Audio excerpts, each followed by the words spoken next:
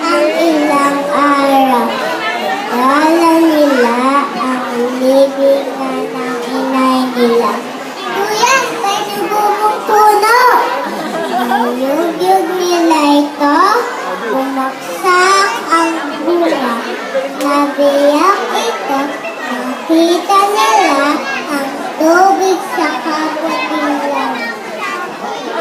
Ang tamis! Ang sarap! Sigurado, hindi na sila nagutom. At tinawag nila ito, puno ng niyog.